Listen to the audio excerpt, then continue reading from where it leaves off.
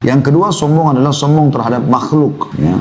Gamsun nas tadi, ya. Gamsun nas kata Nabi SAW. Kesombongan ini teman-teman disebutkan oleh Nabi SAW dalam hadis yang sahih riwayat Muslim nomor 2564. Kata Nabi SAW, bihasbi imri'in minasyar an yahkira akhahu muslim. Sungguh berat sekali atau cukup berat dosa seseorang dikatakan atau cukup orang itu dikatakan berbuat kejahatan, dosa jika ia menghina saudaranya sama muslim. Dianggap remeh. Kenapa? Karena dia sombong. Dianggap remeh karena fisiknya lebih kecil, karena mungkin parasoalnya tidak tampan atau tidak cantik, mungkin banyak yang kurang menurut kacamata dia pribadi dari orang tersebut. Kalau dalam Islam kita justru kalau melihat kekurangan atau ada sesuatu yang tidak ada pada diri kita dan ada pada diri orang, kita harusnya bersyukur kepada Allah Subhanahu wa taala, bukan justru menghina, ya. Ini dosa besar, jadi sangat dihitung kejahatan besar bagi seseorang yang justru sengaja menganggap remeh saudaranya muslim, apapun sifatnya. Kata para ulama, di antara bentuk kesombongan terhadap manusia adalah sombong dengan pangkat dan kedudukan. Nah, merasa dia punya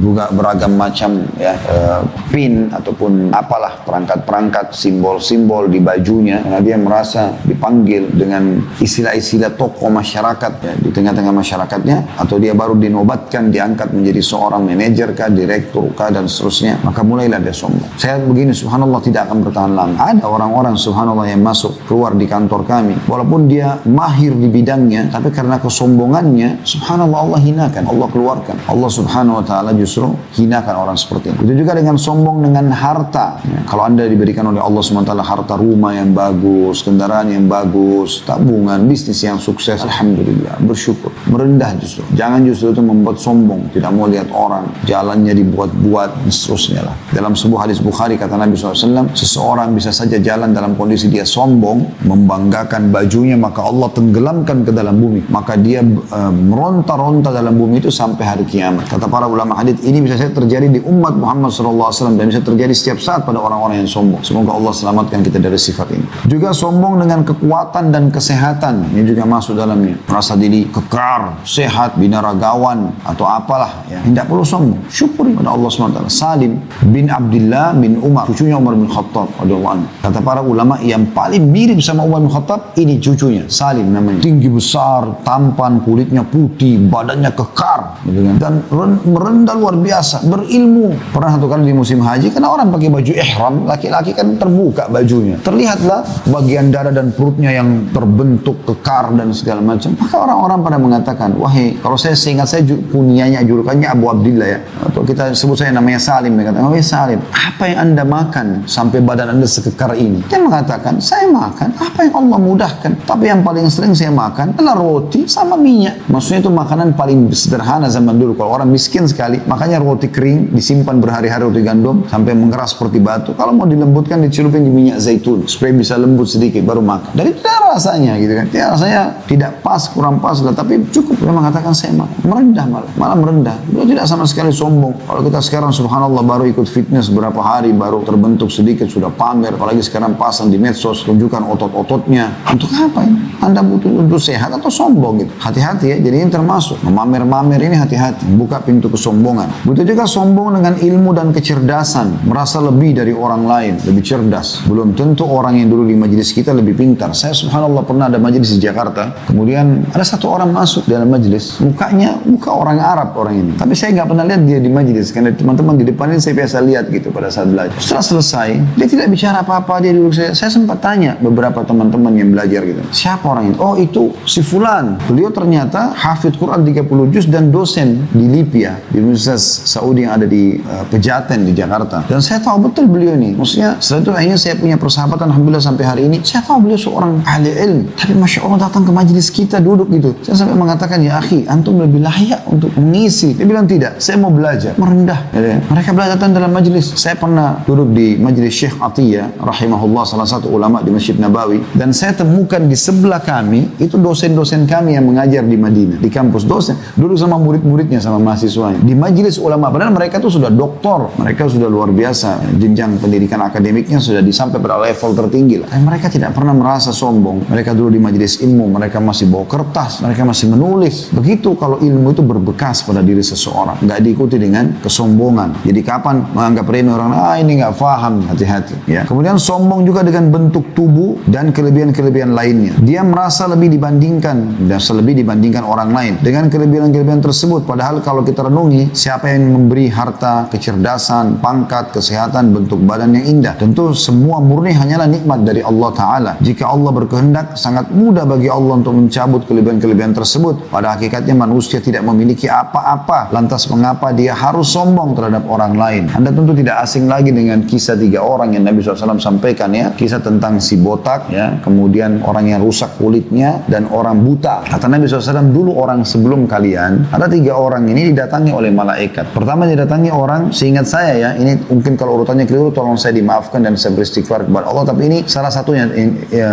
saya cuma khawatir urutannya, tapi ini kisahnya sahih. Datanglah malaikat ini kepada orang yang botak, kemudian bertanya kepada dia, apa yang paling kamu sukai? Dia mengatakan, rambut yang indah, supaya orang tidak lagi menghinaku. Lalu tiba-tiba malaikat itu mengusap palanya, tumbuh rambutnya. Lalu ditanya oleh malaikat tersebut, harta apa yang paling kau sukai? Dia mengatakan, unta. Maka kata malaikat tersebut, menjelma jadi sosok manusia, pergilah ke sebelah gunung ini, ada lembah, kau akan temukan unta di sana, ambillah. Maka dia pun ke sana, ternyata ditemukan ada unta betina kalau nggak salah lagi mengandung, ya. Diambil, lalu kemudian dia kembangkan menjadi peternakan unta yang besar, jadi kaya raya. Kemudian malaikat datang kepada orang yang kedua, yaitu orang yang kulitnya rusak, ya, atau kena penyakit kulit. Maka malaikat bertanya, apa yang kau harapkan? Dia bilang, kulit yang indah, supaya orang lagi tidak menghinaku. Lalu malaikat mengusapnya, sembuh kulitnya, penyakit kulitnya. Setelah itu, ya, malaikat bertanya, harta apa yang paling kau sukai? Dia bilang, sapi. Kata malaikat, pergilah ke belakang bukit itu, kau akan temukan sebuah lembah, di sana kau akan temukan sapi. Maka dia datang ke sana, ditemukan sapi. Kalau nggak salah juga sama tadi, ya, lagi mengandung sapi itu, atau sapi lah intinya, ya. Kemudian dia mengembangkan sapi itu sampai menjadi punya peternakan yang besar dan dia orang kaya. Datang juga malaikat kepada orang yang ketiga, itu orang buta, dan ditanyakan kepada dia, apa yang paling kau suka? Dia bilang, mata, bisa melihat. Lalu malaikat mengusap matanya, bisa melihat tiba-tiba. Lalu kata malaikat, harta apa yang kau sukai? Dia bilang, kambing. Maka malaikat mengatakan kepada seperti 2 temannya tadi, pergilah ke belakang bukit itu, kau akan temukan ada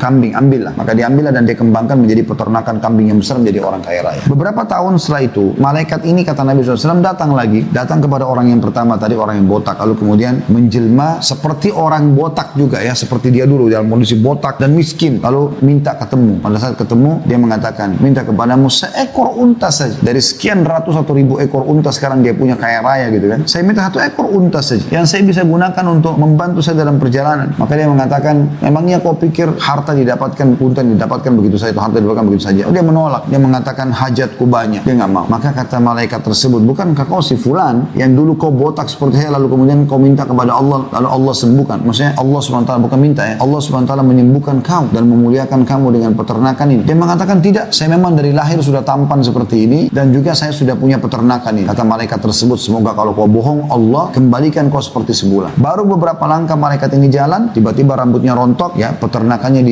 diserang oleh hama, mati semua untanya, hilang semua hartanya. Malaikat datang kepada orang yang kedua, orang yang tadi kena penyakit kulit, dengan gambar seperti dia. Awal dulu tuh dia miskin, penyakit kulit, orang jauhi dia. Kemudian dia mengatakan, saya ibnu sabil, kata malaikat ini, saya butuh 1 ekor sapi saja, bantulah saya, berikan kepada saya. Dia mengatakan, hajat banyak, dia tidak mau saya kasih. Maka kata malaikat tersebut, bukankah kau dulu si fulan yang seperti saya punya penyakit kulit, kemudian Allah sembuhkan dan Allah berikan kau sapi sehingga kau bisa jadi kaya raya begini? Dia bilang, tidak, ini semua turun temurun. Dan memang kulit saya bagus, saya, ya, tidak ada, ini sapi juga turun temurun kekayaan. Kata malaikat, semoga kalau kau bohong, Allah kembalikan kau. Baru berapa langkah dia melangkah, ternyata Allah buat kulitnya kembali rusak, wa na'udzubillah. Kemudian Allah binasakan hewan-hewan ternaknya, sapinya, matilah. Lalu malaikat datang, kata Nabi SAW, kepada orang yang ketiga yang matanya buta, kemudian berkata kepadanya, datang dalam posisi seperti buta juga, orang buta malaikat ini. Kemudian berkata, hai fulan, saya adalah ibnu sabil, orang terputus jalan, dan saya butuh bantuan, ya, saya cuma butuh seekor kambing saja supaya membantu saya. Maka kata orang buta tersebut, sesungguhnya orang ini telah menimpa apa yang telah menimpaku dulu. Maka dia bilang pada orang buta yang sekarang, maksudnya malaikat itu, masuklah kandang saya dan ambil kambing sesukamu dan tinggalkan sesukamu. Maksudnya, kau mau ambil 10, 20, 100, terserah. Mau ambil semua pun tidak masalah. Kau mau ambil berapa, mau sisakan berapa, silahkan. Maka malaikat tersebut mengatakan, sungguh, semoga Allah berkahi, ya, hartamu, sungguh telah binasa kedua temanmu dan telah selamat engkau. Aku adalah utusan Tuhanmu malaikat yang datang untuk menguji kalian. Jadi kita bisa lihat, karena 2 orang ini sombong, maka Allah Subhanahu wa Ta'ala jatuhkan mereka. Banyak orang begitu keadaan di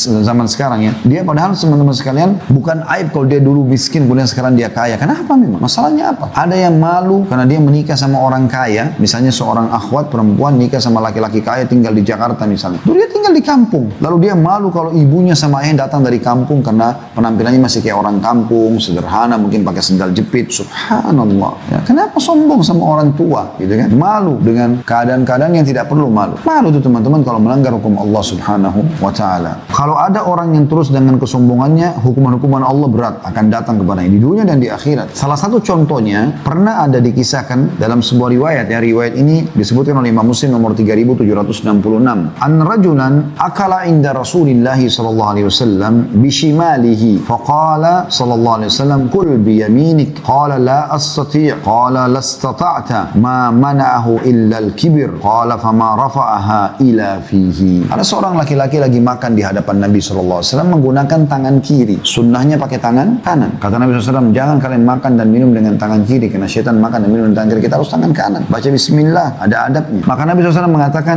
makanlah dengan tangan kanan. Dia mengatakan, saya nggak bisa ya Rasulullah. Maka Nabi SAW mengatakan, semoga kau tidak bisa. Sungguh kau tidak melakukan itu kecuali karena kau sombong. Maka setelah itu dia pun tidak bisa mengangkat lagi tangannya ke mulutnya. Maksudnya jadi stroke, jadi nggak bisa bergerak. Jadi harus hati-hati teman-teman sekalian. Kalau Anda bertanya, kenapa Ustaz dengan makan tangan kiri, apakah ciri orang sombong? Ya, tradisi demi tradisi selalu begitu. Dianggap kalau menggunakan tangan kiri itu kayak sebuah kedudukan tersendiri. Dan itu hiasan syaitan. Ini juga teman-teman harus hati-hati ya. Saya melihat dari anak-anak saya pelajaran saja, saya selalu melihat makan tangan kanan. Saya biasakan dari kecil kasih ke tangan kanan. Saya bilang masir saya kasih tangan kanan. Subhanallah, selalu saya teralihkan ke tangan kiri. Hampir semua anak saya begitu. Saya tidak tahu kalau anak-anak Anda ya, tapi saya lihat begitu. Nanti kita ingatkan tangan kanan, nah baru tangan kanan. Sudah mereka sudah dewasa, baru mereka lebih hati-hati dan sudah tertanam. Tapi yang masih kecil-kecil selalu begitu. Dikasih botol susu, tangan kanan. Ntar pindah ke tangan kiri. Diingatkan lagi, nah tangan kanan, baru pindah. Ntar tangan kiri lagi. Begitu terus. Jadi kita harus hati-hati. Akhirnya muncul nanti istilah, oh anak saya kidal. Oh hubungannya. Itu kan karena tergantung Anda membiasakan. Dan bagaimana syaitan menghiasi dia. Anda mau bilang itu dominan otak sebelah kanan atau otak sebelah kiri, itu alasan Anda bisa sampaikan, silakan. Tapi kami punya teori syar'i. Ini adalah waswas syaitan. Waswas syaitan. Menggunakan tangan kanan dalam makan dan seluruh aktivitas adalah tradisi Rasulullah SAW. Dalam hadis Bukhari dikatakan, kata Aisyah radhiyallahu anha, dan Nabi SAW sangat suka menggunakan sisi kanannya ya dalam setiap kegiatannya, kecuali kalau beliau sedang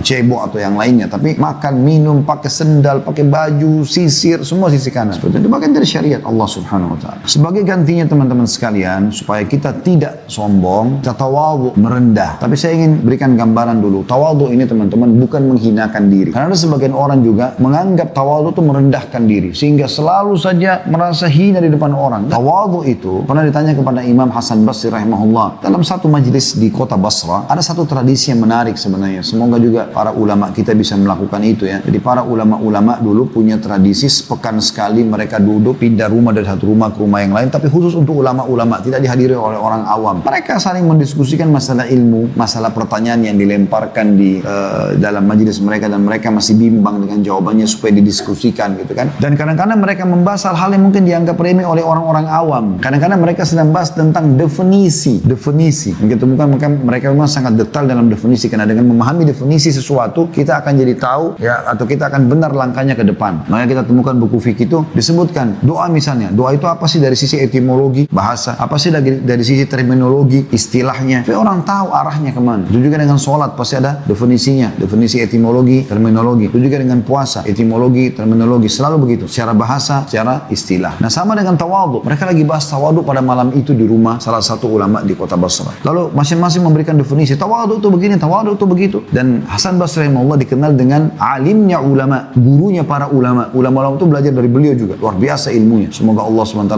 berikan kita ilmu yang seperti beliau, bahkan lebih insyaAllah. Maka Hasan Basri rahimahullah waktu itu ditanya oleh teman-temannya para ulama yang lain, wahai Abu Abdurrahman, sehingga saya itu kunyanya, anggaplah dikatakan wahai Hasan Basri, semua orang sudah menyampaikan definisi, tinggal Anda saja, kami mau dengar dari Anda. Maka semua mata tersorot kepada beliau. Lalu beliau mengatakan, kalian sudah banyak menyampaikan definisi, kalau kalian mau dengar dari saya, bagi saya tawadhu adalah janganlah engkau melihat siapapun di hadapanmu seorang muslim kecuali kau merasa atau menanamkan dalam dirimu dia lebih baik daripada kamu. Kalau dia lebih mudah, katakan dia lebih sedikit dosanya. Kalau dia lebih tua, berarti katakan dia lebih banyak amalnya. Itu kan luar biasa bagaimana kita bertawadhu. Allah SWT menyebutkan atau memuji hamba-hambanya yang bertawadhu ini dalam surah Al-Furqan ayat 63. A'udzu billahi minasyaitonir rajim wa ibadur rahmanil ladzina yamshuna 'alal ardi hauna wa idza khatabahumul jahiluna qalu salama. Dan hamba-hamba Tuhan yang Maha Pengasih, Allah SWT, Allah sayang sama mereka, adalah orang-orang yang berjalan di atas bumi dengan rendah hati. Tawadhu, mendahulukan orang lain, iya. Mendengarkan dulu ucapan orang sampai selesai baru menjawab, iya. Apalah ya, menghormati orang yang lebih tua, iya. Gitu-gitu. Menghormati para ulama, ini semua tawadhu. Dan apabila orang jahil menyapa mereka, dia ajak berkelahi, bertengkar, ribut dengan orang jahil, gak paham agama. Mereka mengucapkan kata-kata yang baik. Dan kita tidak usah ribut, tidak usah bertengkar, selesai. Begitu ciri orang-orang beriman. Diriwayatkan juga dari Iyad ibn Himar radhiyallahu anhu, beliau berkata bahwasanya Rasulullah SAW bersabda, wa inna Allah auha ilayya an tawadha'u hatta la yafkhara ahadun ala ahadin wa la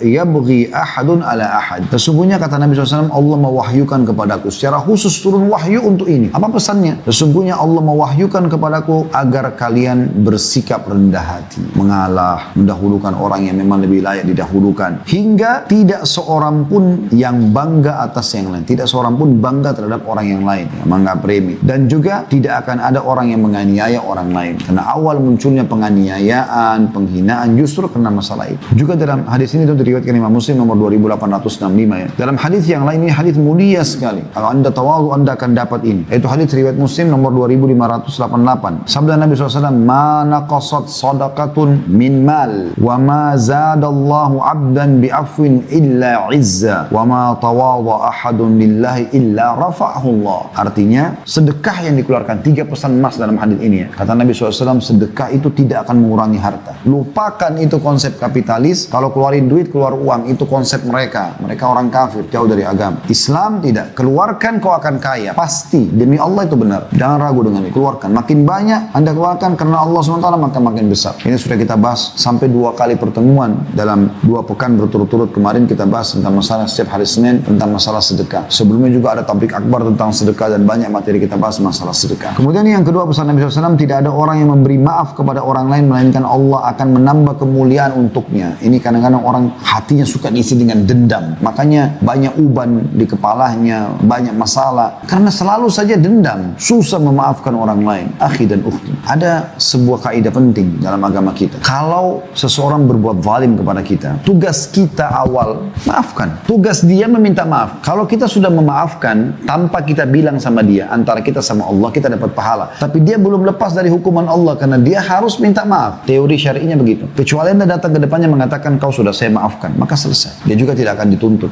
Tapi kalau anda hanya menjalankan hukum syariat, yaitu langsung memaafkan orang yang berbuat zalim, di situ pahalanya. Mirip dengan begitu datang musibah langsung anda bersabar, datang nikmat anda bersyukur, seperti itu. Justru di situ Allah tambah kemuliaan buat kita. Dan pesan yang ketiga ini saksi bahasan kita, dan tidak ada yang tawadhu, merendah diri, mendahulukan orang lain, menghormati orang lain, ya, tidak sombong karena Allah, dan tidak ada orang yang tawadhu atau merendah diri karena Allah melainkan Allah akan mengangkat derajatnya, Allah akan muliakan dia. Sifat tawadhu ini teman-teman sekalian mengangkat derajat hamba sangat tinggi. Biasanya Allah Subhanahu wa taala berikan kepada orang yang tulus menuntut ilmu, orang yang tulus dengan imannya, orang yang tulus ya, dalam beramal saleh, meninggalkan maksiat, maka Allah Subhanahu wa taala akan datangkan sifat tawadhu ini, sifat tawadhu ini. Dinukil dalam buku Bahjatul Qulubul Abrar yang halaman 110, termasuk buah dari ilmu yang paling agung adalah tawadhu, yaitu ketundukan secara total terhadap kebenaran. Kan tadi kalau sombong justru menolak kebenaran, dan tunduk terhadap perintah Allah dan Rasulnya alaihi salatu wassalam dengan melaksanakan perintah dan menjauhi larangan, disertai sikap tawadhu terhadap manusia dengan bersifat merendah hati, memperhatikan mereka baik yang tua maupun muda dan memuliakan mereka. Kebalikannya adalah sikap sombong, yaitu menolak kebenaran dan rendahkan manusia. Pernah teman-teman sekalian, di salah satu peperangan besar antara muslimin lawan Persia di zaman tabi'in, seorang tokoh yang masyhur bernama Abdullah bin Mubarak rahimahullah. Masyhur sekali kisahnya, sangat menyentuh kalau anda baca. Coba ketik kisah-kisah Abdullah bin Mubarak, banyak sekali. Dia bersahabat dengan Fudail bin Iyad. Dua-duanya ini luar biasa gitu nasihat-nasihatnya gitu. Yang jelas teman-teman sekalian, beliau sudah kaya, pintar, saleh, tampan, luar biasa, berkumpul banyak sekali manfaat pada dirinya gitu. Atau waktu dia ikut di kancah peperangan, dia menggunakan imamah yang besar di kepalanya, lalu dia tutup, diambil kain sisanya dia yang biasa menjulur itu, ditutup hidungnya. Jadi alisnya pun tutup. Tidak ada orang yang kenal dia. Di belakang sekali pasukan. Orang kalau kenal dia ulama, mungkin orang sudah kasih di depan, atau orang jadikan panglima perang. Tidak ada yang tahu kalau Abdullah bin Mubarak ikut. Kapan ketahuan teman-teman sekalian? Rupanya ada keluar dari satu pasukan Persia waktu itu, atau Romawi, saya lupa, tapi Persia seingat saya. Keluar badannya besar, menantang umat Islam untuk duel. Nggak ada yang berani maju pada saat itu karena badannya besar, dia menunjukkan keterampilan bermain senjatanya gitu kan. Sampai Sampai keluar dari belakang pasukan seseorang. Datang, badannya tidak terlalu besar, biasa, sederhana gitu. Senjatanya juga sederhana. Lawan, ternyata menang gitu. Umat Islam bersorak-sorak semua. Allahu Akbar, bagaimana ini, luar biasa gitu. Allah taklukkan musuhnya di tangan orang ini. Dan memang perlu kita tahu teman-teman sekalian, kita kalau masuk di kancah jihad, maka Allah sudah mengatakan dalam surah Al-Anfal, "Walam taqtuluhum walakinnallaha qatalahum, wa ma ramaita